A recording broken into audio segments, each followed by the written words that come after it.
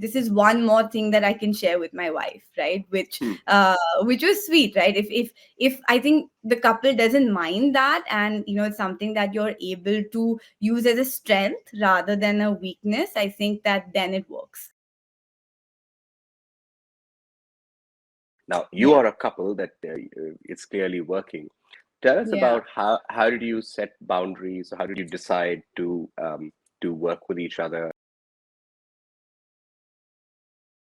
In a grocery store, the customer kind of attention is very, very tiny and very quick. They'll look at the bag and put it back if it's not interesting.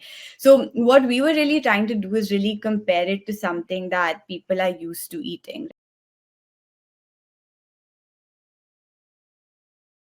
Hi, Aarti. Great to have you here with us on Network Capital. How are you today? You were telling me it's freezing in Bombay. Yeah, it's pretty good. I mean, for Bombay standards, not for any other standards, but I feel like psychologically, because Bombay never gets cold, even if it gets slightly chilly, everyone has their sweaters out. So, but no, thank you so much for having me, and I'm excited for the session ahead. Yeah. So, tell us a bit about the journey of Taali and how did you decide to venture into this foxnut space? Yeah, for sure. So, my husband and I actually started Taali together. We're a husband and wife team, and we started Taali after we graduated from business school. So we both were at HPS, and honestly, being entrepreneurs or starting something on our own really wasn't on the cards. We both were doing different things. But we kind of realized that having lived in the US for a really long time, through undergrad, kind of working there, and business school as well, we realized that, in the US, most snacks were really fatty, very highly processed, right? And made mainly from ingredients like potato, corn, refined flour. Right. And we look back to our childhood where, there are so many great ingredients in India that taste great, are good for you, have a lot of different properties, and could be great snacks for anyone and everyone, right? Not only Indians. And I feel like a lot of Indian ingredients and Indian snacks kind of get cubby holed into just catering to Indians, right? Sure. Versus they can be a lot more diverse and international. So that was also around the time where, in India itself, the popularity of makhana or fox nuts, was really growing in its kind of ready to eat form. And we Hmm. wanted to really take that ingredient and make it mainstream in the US, right? We're like, if things like quinoa, chickpeas, all these kind of ingredients that are not quintessentially American, right, can be mainstream, why can't Indian ingredients? And that was the whole thought process kind of behind launching makhana in the US. We call it water lily pops in the US, and that's because it's made from the seed of a water lily plant. So Hmm. and otherwise, except for Indians, people wouldn't understand what makhana is. So that's kind of what we called it there, and we decided to launch it there to kind of introduce the international audience with this snack, and its Ayurvedic properties and its long history that it has in India. So we sell it in the US now. Kind of, it sits next to any of your mainstream snacks like kale chips and like quinoa snacks and chickpea Right. snacks and things.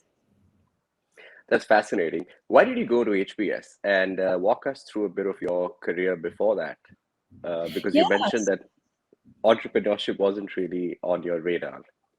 Yeah, so I grew up in Mumbai. Went to the University of Pennsylvania, in Philadelphia for my undergrad. Did engineering there, so very good, like Indian girl doing engineering. And after that, actually did consulting. So I was working at the Boston Consulting Group.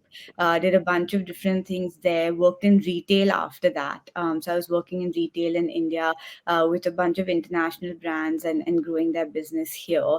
And kind of decided to go to business school, because having an engineering background, I thought that was like the best next step, right? To really get that kind of educational grounding, when it comes to kind of business principles. And of course, HBS being famous for, the case method, I thought it would be the most practical and best way to kind of study business. So it was my top choice. And my husband and I got married before we went to business school, and luckily both of us got into HBS, which worked out well. And he also has a similar background too, where he did a bunch of different things, consulting, worked at Geo, kind of grew the Geo business, kind of before Geo was launching, and worked on all that. And then while we were at HBS, I worked in VC, he worked in private equity. So kind of worked with companies, but never really thought of starting something on our Hmm. own. But then when this idea really came about, right, and we thought, wow, this could be something great, and we wanted to kind of make India proud in some sense, and kind of wanted to take this ingredient there, and we thought it would be a great idea, and decided to do it and do it together. That's fascinating. So, this idea occurred to both of you while you were students at HBS. Yeah. What were the It was initial like conversations like? mainly because, I mean, so we used to, I'm a big foodie, and we used to really many every time we kind of came home, I would carry like a bunch of snacks from here, and I had carried makhana. As I told you, that was when makhana was becoming kind of popular, in its like ready to eat form here as well, and not just something that you eat at home, right? Right. And I used to carry it back, and I made a lot of our friends there try it, a lot of our friends, a lot of our professors, and they all were actually very fascinated with what it was, right? And we're like, wow, this is amazing. Like, it tastes so good, and you're saying like it's healthy, and all those aspects. So people's reaction kind of to the product was really what, got us kind of thinking one day, being like, it would be such a great idea to launch this. And it's not like the base taste of it in itself is like very Indian or anything, right? The like popcorn, it takes on a lot of like flavors, and when we launched it in like flavors like white cheddar and like sriracha spice, right? Things that anyone would be used to eating, and love. And we thought that popcorn being such a massive kind of category unto itself in the US, right? This is kind of your better for you version of popcorn. So we always like to call it popcorn 2.0. So it has that same feeling, but doesn't have, we say it has about 70% less fat, 20% less calories, and about 50% more protein than popcorn. So it was a great alternative. Yeah. I'm a big Makhana champion, so great to see a friend build a company this way. I'm so glad to hear that. Aarti, tell me, was it hard to let go of the VC job or the private equity job in your husband's case? And were you guys doing, hey, in one case seems like a secure career path, the other is slightly uncertain? And I'll tell you why I'm asking this. Just 2 days back, we sent out a newsletter which asked our community members to differentiate between what is dangerous and what is risky, based on a Right. life of a person who worked at a Boston consulting group, Jim Cook, who basically set up the Sam Adams beer. So I was Right. very interested in getting the dangerous versus risky perspective from your point of view. Yeah. So, Aditya and I, we discussed this a bunch, right, before we decided to kind of jump in. Because in our case, kind of being husband and wife doing it together, it's like all your eggs in one basket, right? And we were like, okay, is this a kind of smart thing to do? But we, were pretty kind of confident, of the idea, and obviously wanted to put in our kind of best and 100% to make sure that we make it succeed. And more than anything else, right? Like at the end of the day, for us, this was, if we ever wanted to do something like this, it was the best time, right, for us to Hmm. take that risk and do it. And luckily, we were fortunate enough that we have a strong kind of educational background, where we thought that, okay, fine, after say a year or two, we think that this is not working out, we always have that option to kind of go back, and find ourselves a job with this kind of entrepreneurial experience that we have kind of on our resume. But if there is one time, that was the best time, right? We were young, we didn't have kids, nothing. This was, this is our first Hmm. baby, and literally we thought that it was the best time to kind of plunge and take the risk, and kind of be thankful of our kind of educational background that we had as a backup. Right. Was there an inner voice telling you that this will be an adventurous path? Everything wasn't figured out, but you said you were confident about that. Walk us through that confidence. Why? One is, of course, the insurance policy of education, but what else about the idea or the product or the market really excited you? Yeah, so I think that the whole challenge was kind of introducing new kind of innovative products, right? And I think that was the challenge, and that was the kind of exciting part. We were confident of our idea, yes, because we thought it was a great idea. But I think that every founder who starts is kind of confident of their idea. Now, of course, it really depends what pans out, but you only really end up like taking the plunge and starting it if you think it's a good idea. So the whole fun and the whole challenge was to kind of make people aware of this ingredient that they don't really know about. And I think a little bit of it was also the whole, like patriotism behind it, right, where you're taking Okay. something that is a part of your country, right, that only grows in India, and really introducing it to the world, right. And I think that was also a really, like, proud kind of thing for us, that we were trying to do. So that was also part of it. So yeah, it's been great, of course. Challenging journey, like it is for every entrepreneur, with its ups and downs, but no complaints. Awesome. So you graduated from HBS, and what did you do? Tell us about the first 100 days of Taali Foods.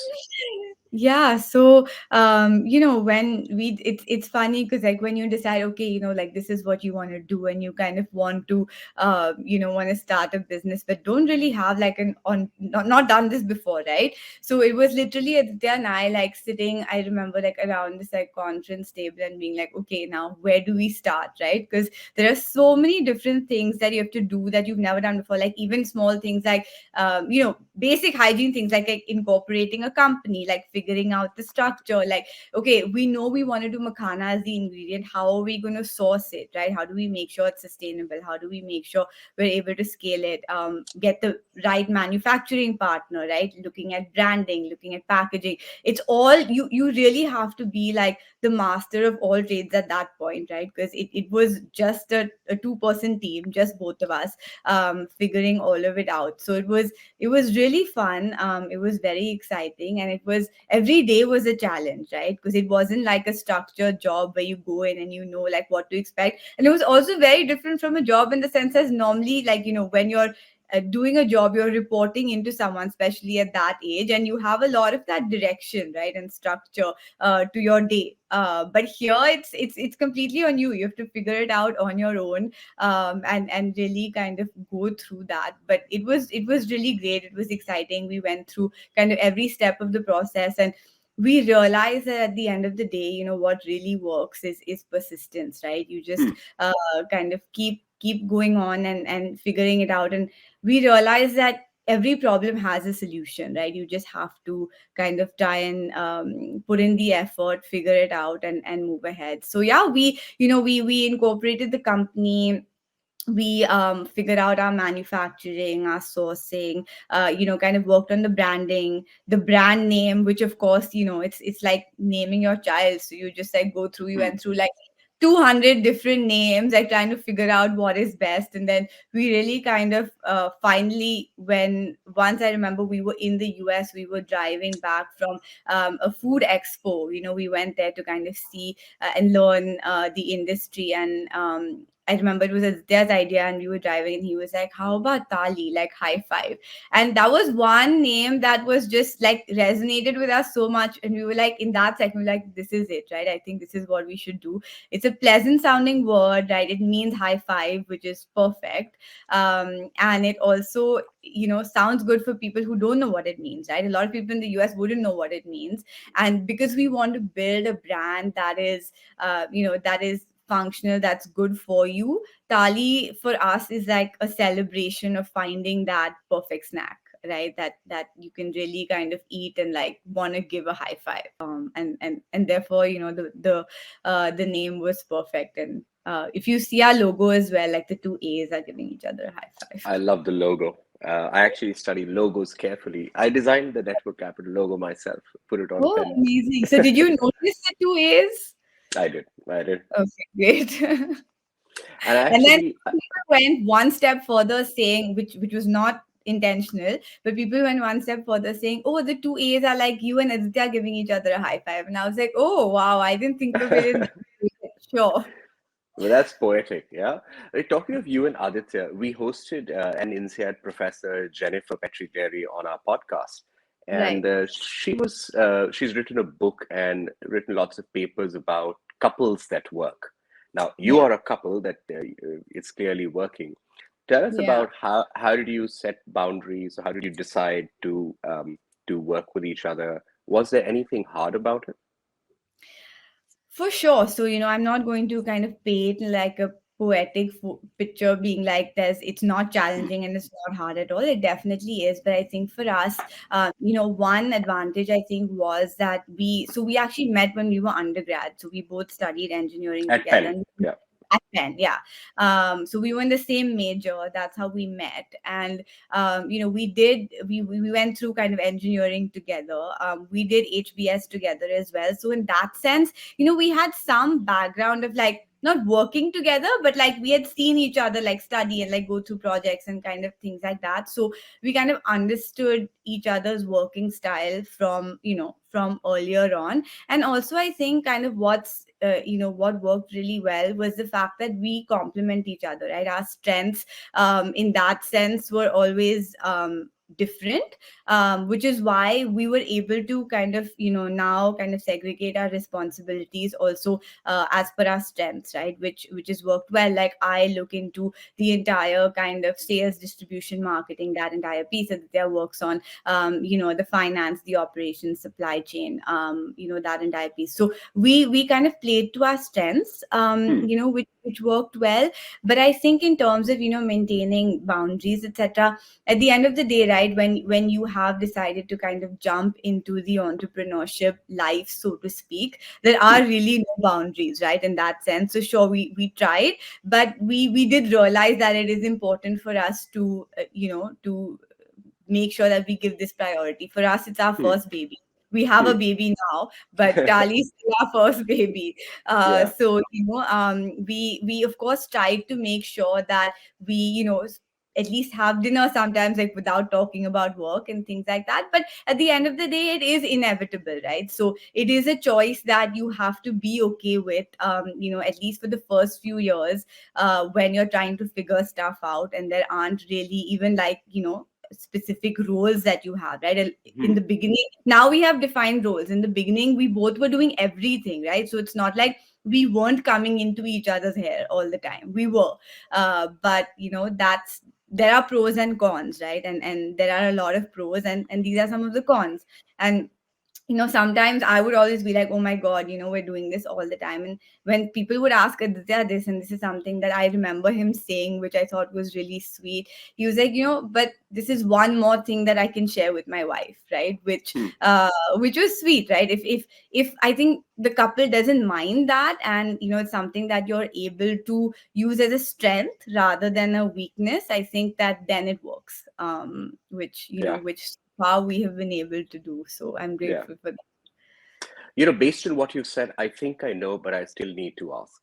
My next book is on the passion economy, and it just happens that one segment is on couples that work and are building interesting stuff in the passion economy. As it turns out, that either building together brings you closer or it actually throws you Right. apart. When you Exactly. reflect so far on the journey of you and Aditya, what do you think is the answer? And tell us a bit more why is whatever your answer is. Yeah, for sure. So I think it's definitely brought us closer. There's no doubt about that, and I think that that's because, one, of course, we spend a lot more time together, which is Right. which is one, right? But I Yeah. think the more important piece is, right, that you really see the person in all aspects of life, right?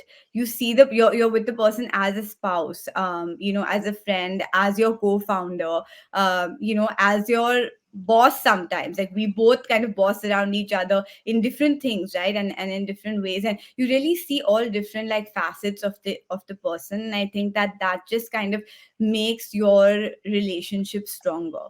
Mm. And as I said, as what I was saying earlier, right, you have to look at it in a positive way. Only if you do and use it as your strength, only then really can you make sure that it's bringing you closer and not causing issues in your personal life. And I Right. think that that's something that we've tried to be cognizant of, at least to the best of our ability so far. Right.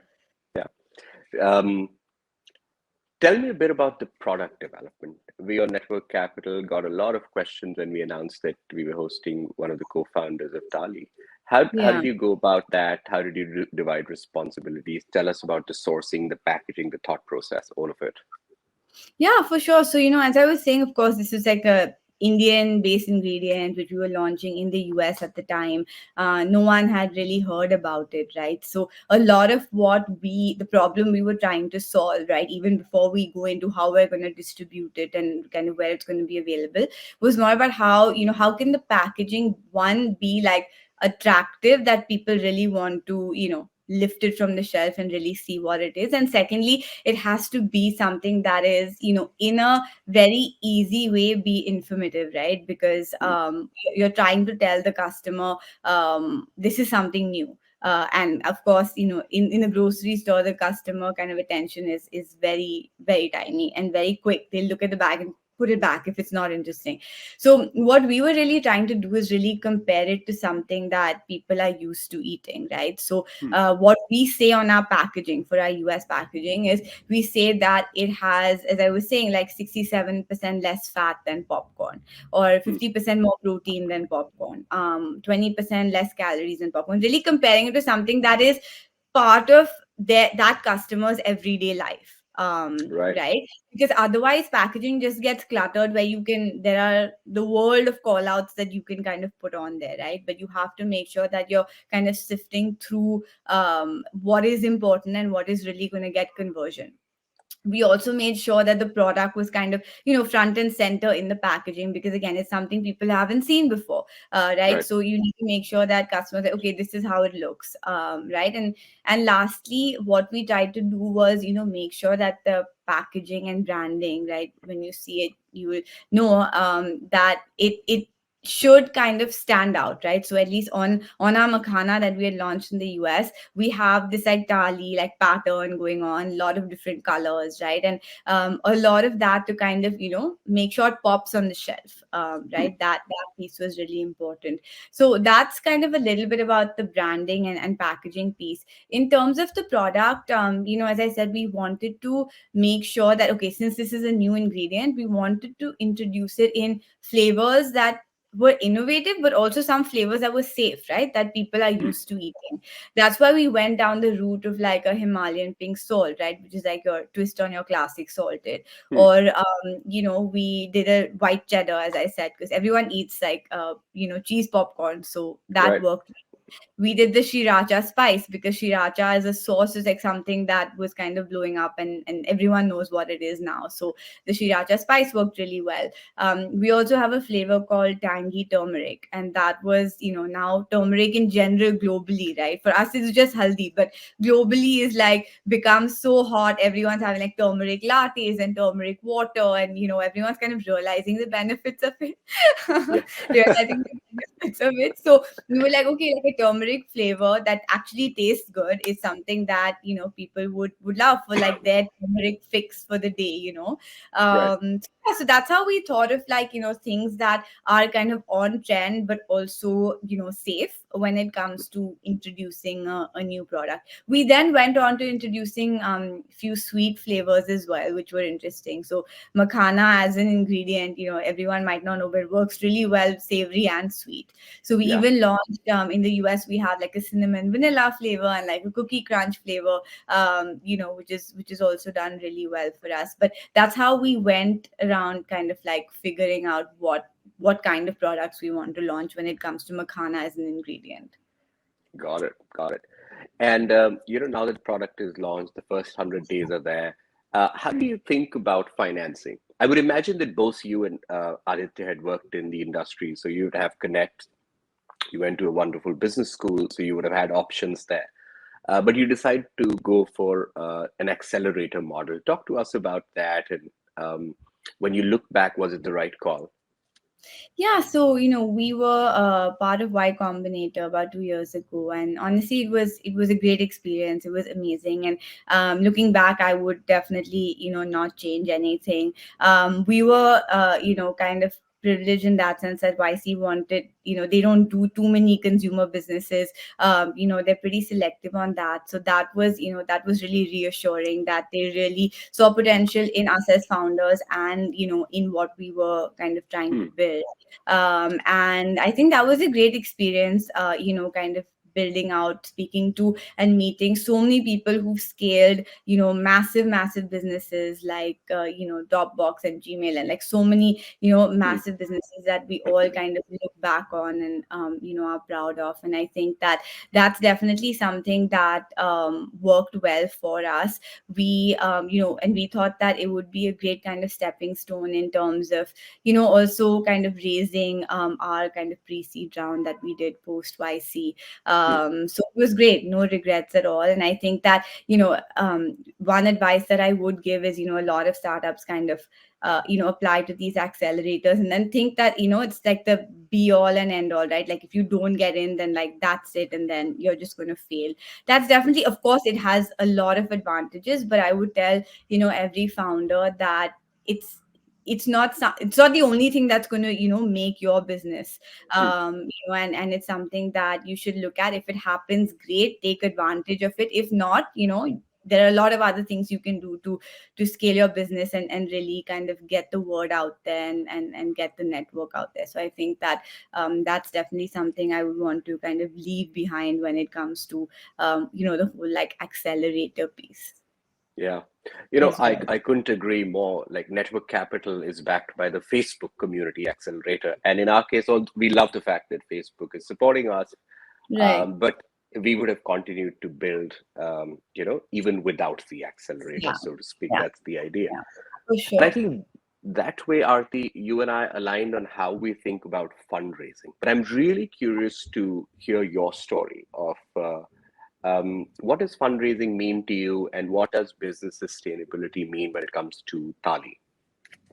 Yeah, so I think that for us, right, as then I've always been very cognizant of the fact that we want to build Tali in a sustainable way. Of course, fundraising is inevitable when you want to build a brand, right? Because at the end of the day, to build the brand, to create distribution, to build brand equity, to build your team, right? It's very tough to be able to do it and build like a CPG brand without that. But we were always very cognizant of the fact that we want to balance it out, right? Yes, we want to raise capital and have that, but we also want to burn it in a sustainable way, right? And not go down the path which of course different things work for different people, but a lot of Mm, startups nowadays kind of go down that route where you're just like this fundraising machine, right? Then if you don't kind of get your next step of fundraising, you're just about to die, right? And that's not the way we want to build it. We want to make sure at least our unit economics are positive, right? Which they are.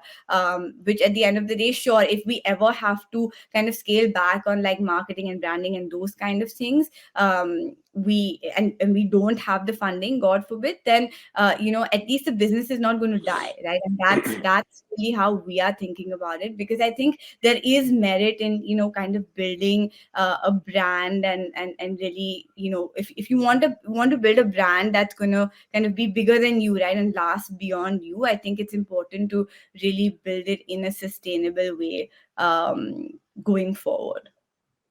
absolutely. And this is such precious advice, right? Like making a company successful and raising funds for the company, burning cash versus, building a sustainable business. These are questions that founders need to answer for themselves, but it helps to have other examples along the way. No, definitely, I couldn't agree more.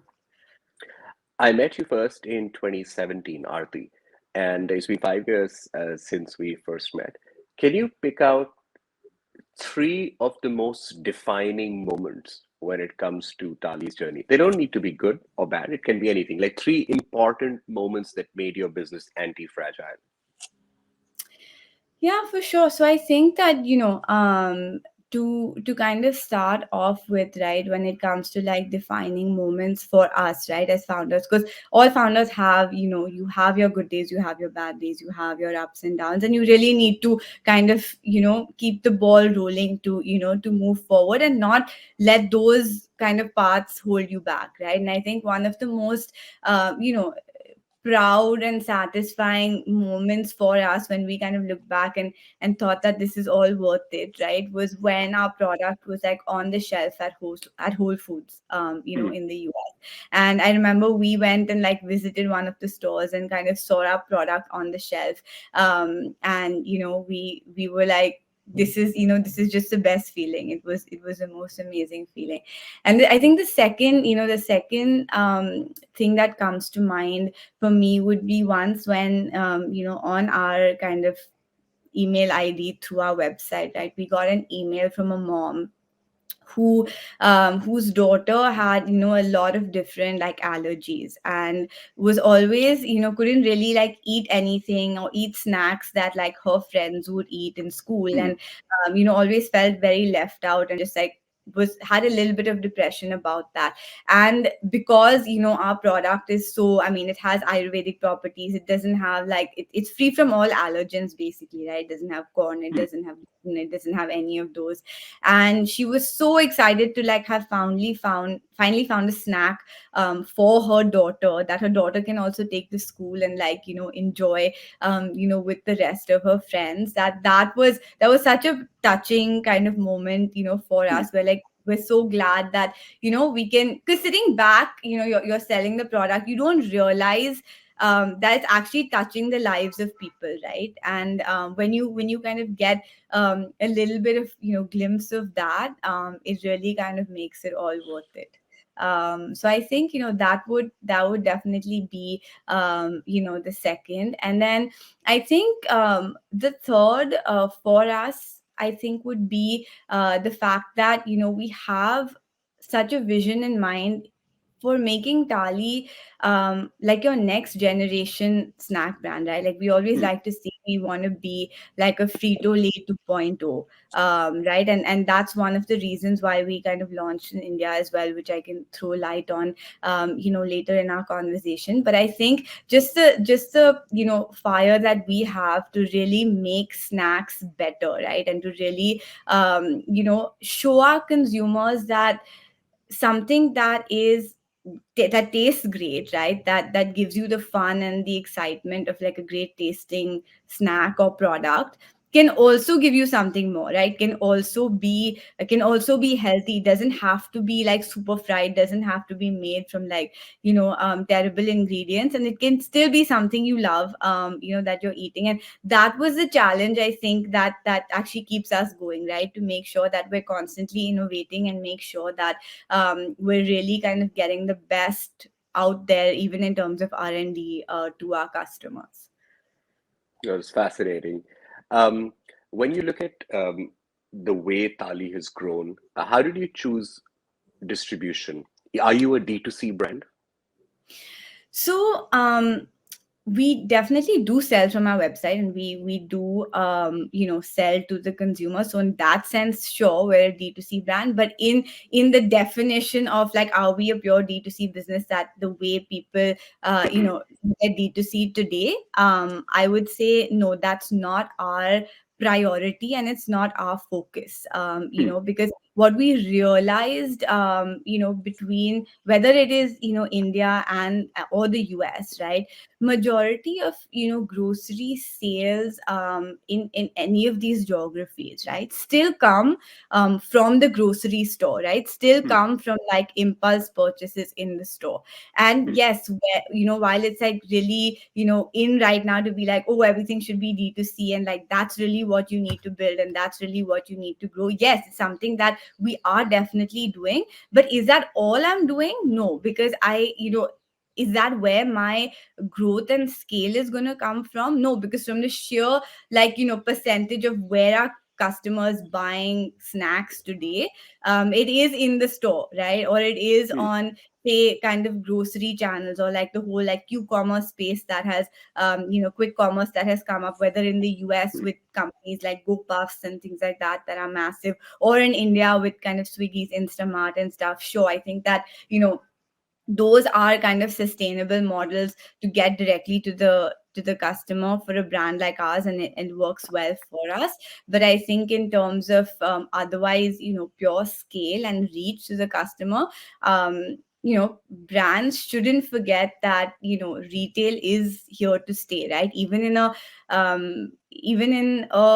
very kind of advanced, sophisticated market like the US, stores like Whole Foods, grocery stores like Whole Foods are adding stores like every few weeks, right? So sure, even, online and D2C and e-commerce is growing there, but retail is still, in-store retail is still massive. And just because, a lot of people are kind of running behind the whole D2C space, I think we should forget, where a massive part of the growth is coming from as well, and what customer behavior really is when it comes to, food especially. So I think that when people do think about D2C, I think you should not just kind of like run with it just because that's what people are doing. I think it's important to know, is this the right thing to focus on for your brand, right? Or for Right. your product.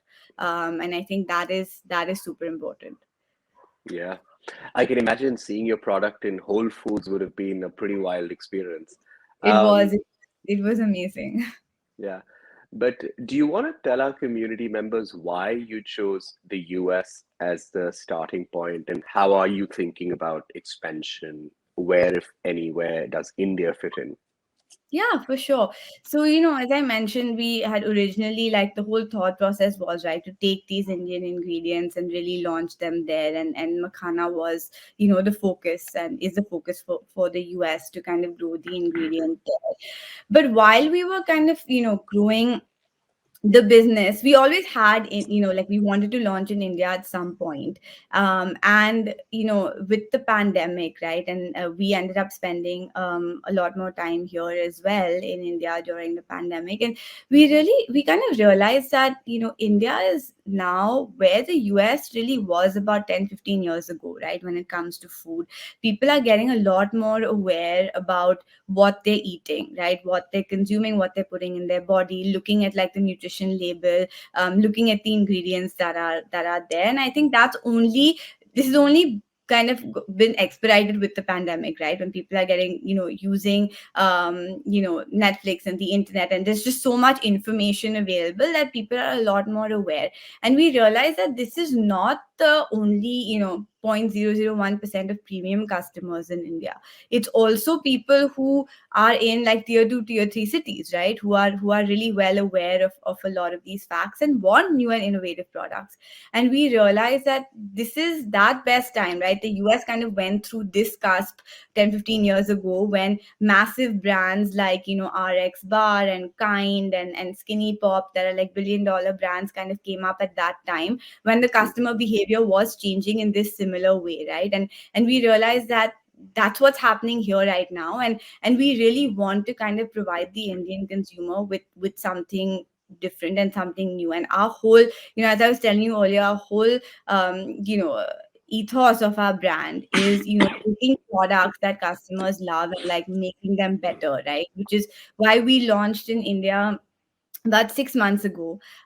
So, fairly recently, we launched with, of course, our makhana, because, everyone knows and loves makhana here, as well. And we have, cool and different flavors, and we are having all natural products. So that's doing really well. But one of the products that, is kind of a large part of our business right now is something that we launched called protein puffs, right? And if you Hmm. think about that, it'll remind you of like the cheese balls we grew up eating, right? Right. And but it's not fried, it has, no maida in it. It is, something that tastes, I mean, I think it tastes as good, but maybe I am biased. I think it tastes better, but maybe I am biased.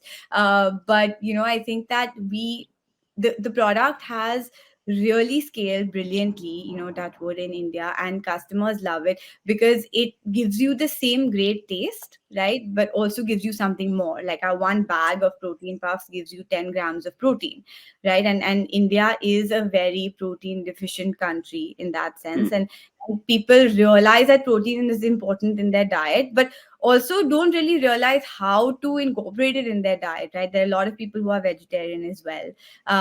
And products like whey protein and things like that, I think for the regular Indian consumer is a little bit intimidating, right? People always think that like you only have protein shake if you're like going to the gym and like building muscle Hmm. and things like that. And this is like our product is made from ingredients like chickpeas and dal and jowar and like things that you're used to eating, but when you taste it, like, you can't tell, right? It tastes like any other delicious snack. So our whole goal is to kind of be your guilt free indulgence, right, where it tastes great but it also gives you something more. So with the whole kind of protein angle that we have, we we want to make sure that we are really helping the protein deficiency when it comes to India. And our product has been doing really well here. We are already in about 500 stores across the Wow. country, India, just in 6 months.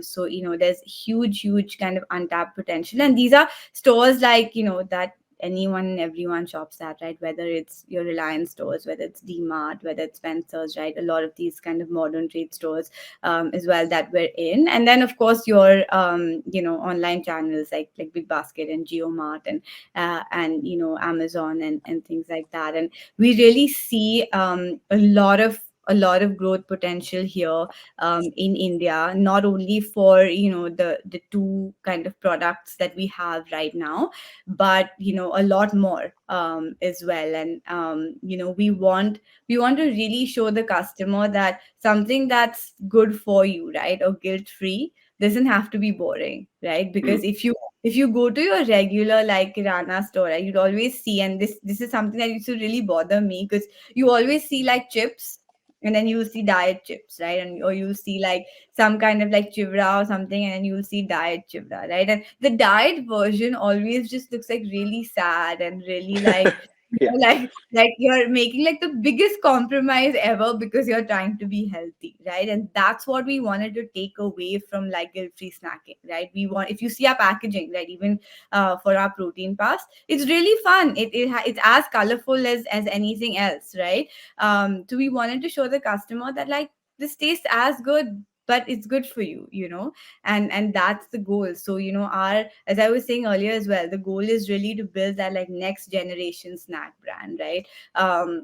And I think India really has the potential, because if you go to any of your regular grocery stores today, I definitely think the snack aisle is very fatigued, right? There's not too much innovation going on. And I think that the customers and the masses, even in tier 2 tier 3 cities, are really looking for new and innovative products. So that's our goal, to launch new products as well, and launch things that people love, but make it something that they don't feel bad eating, right, but still love eating. So You're fascinating. I would imagine that building and scaling a business in the US, a company like Taali, would be slightly different from doing the same in India. Could you walk us through some changes or differences in which the way you're operating? yeah, for sure. So for starters, I think the a large part of the difference in the US was also the fact that we were introducing a new ingredient there, right? So there's a lot of different kind of thought process that goes behind it. And the US, the way it works is in terms of what we call modern trade, right, which is your supermarkets, etc. There are a lot more in the US, right? It's a lot more kind of scattered in that sense. And because that market is many kind of years ahead of us, right? There are a lot more there, versus in India, in that sense, your whole kind of modern trade supermarket piece is a lot more consolidated, right? So and to a certain extent, I think that the US being the US, right, is definitely a lot more competitive as well. Right, there are products kind of coming up, left, right, and center. Not to say India is not, but I think that if you have a great quality product, with like a customer promise, I think kind of gaining distribution in India across a lot of these channels is possibly slightly faster in some sense, if if of course you have product market fit, compared to the US, because it is a lot more scattered, right? And I think that when you look at the difference as well, I think that the US really went through that whole progression of like, okay, in store continues to grow. Then there are a lot of the online kind of marketplaces when it came to food, and that grew a lot for quite a few years. And then now it's the whole quick commerce piece that's coming into the US and India. But India, I think, yes, there is a lot of the whole grocery marketplaces, so to speak, but those are also just from a few years ago, right? So I feel like India and its distribution might, to a certain extent, skip one of the phases where it would be, of course, like the stores are super important, but then Hmm. where we might see real growth, I think, going forward when it comes to impulse purchases like snack, I think would be more from your whole quick commerce side of things.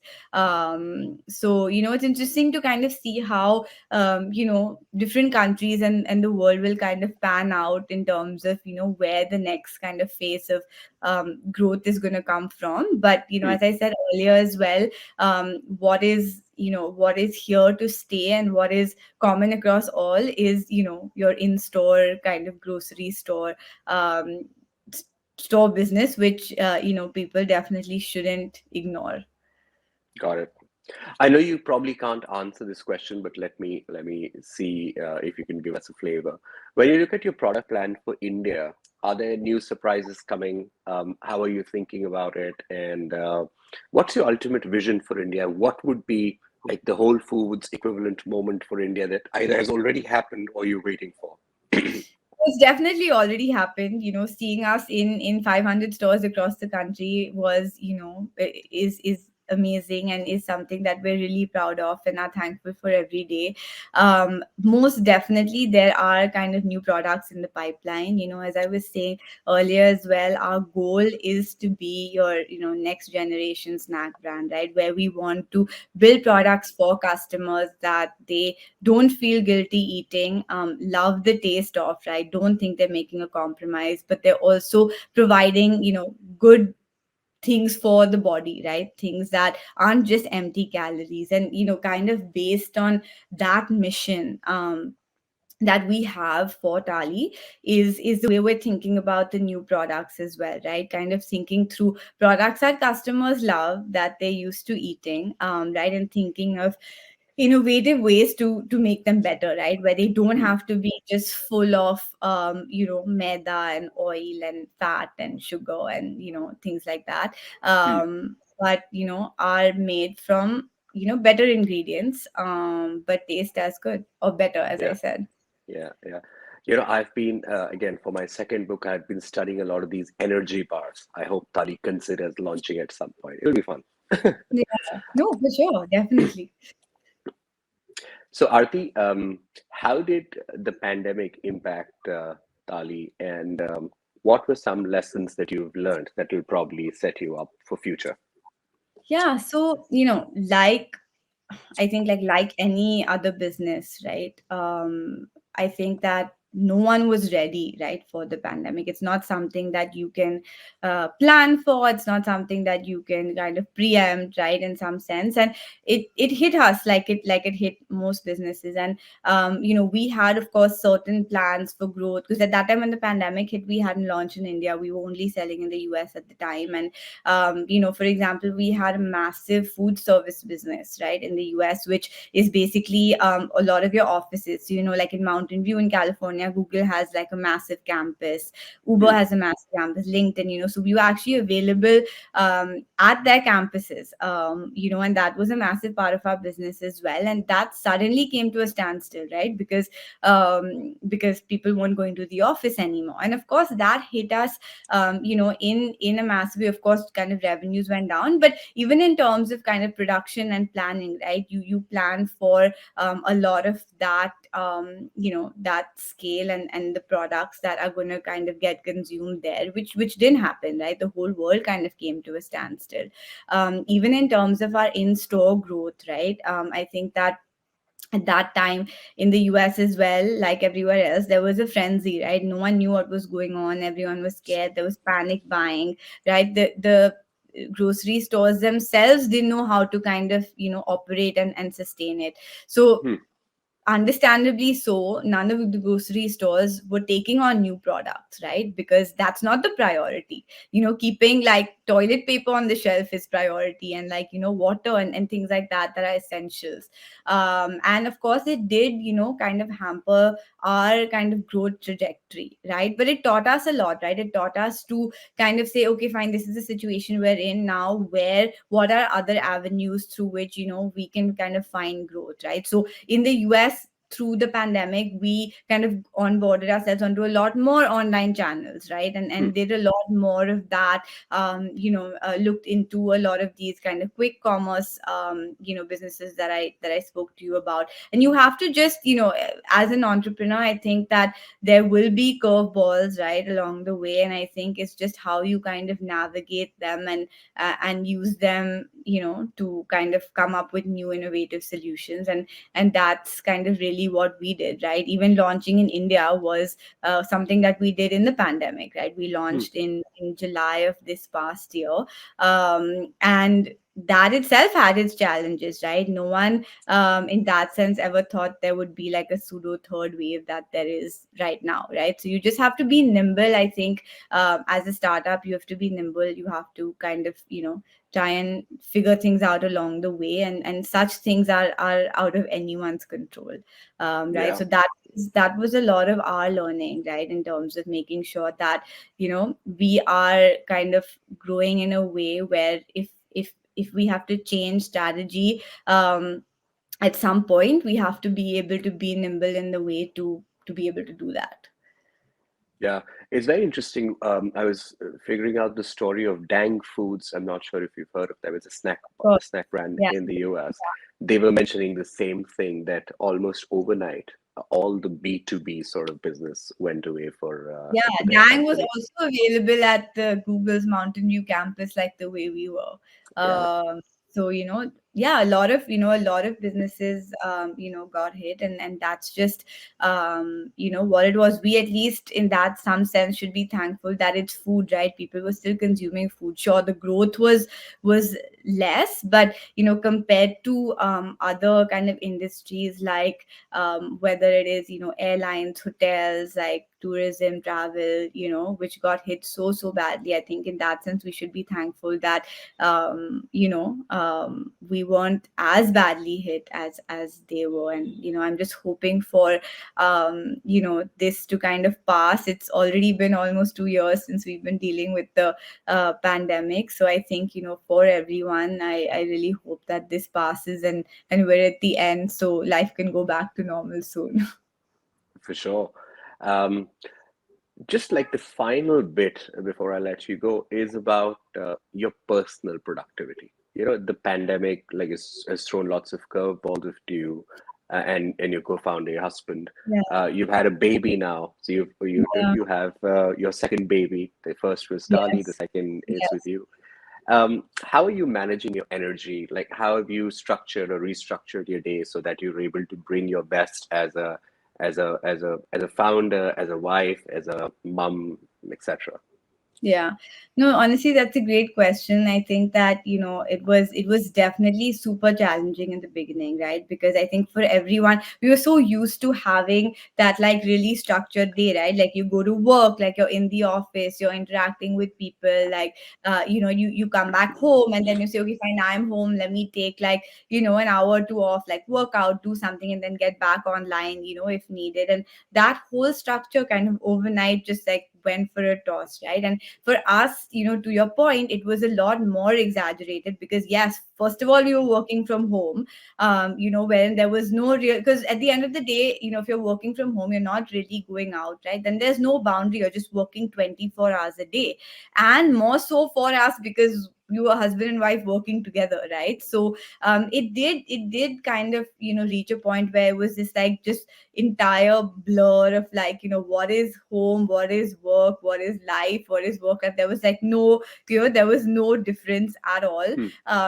in the beginning. And I remember seeing this like one thing on Instagram that was like, it's not work from home anymore, it's living at work, right? Which is literally like how it became, right? And I think that it really took some time to be able to come up with a routine again, and like some kind of a definition of like, okay, this is what life is going to be like, for the next few months, right? And then really come up with a structure, to be able to kind of be productive and build the day. Definitely did take time. And what I really tried to do was to make sure that since the whole like going out or meeting friends or a little bit of that kind of break time that was there for any human that needs it, right, wasn't there anymore because we were all locked in at home.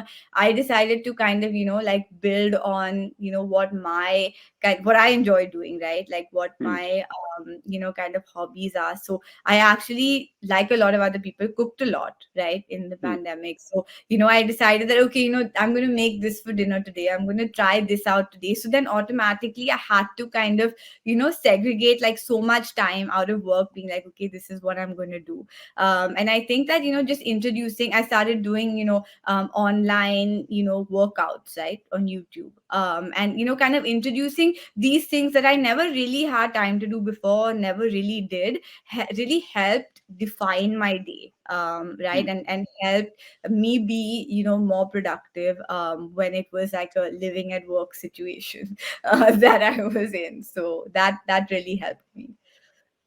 Awesome.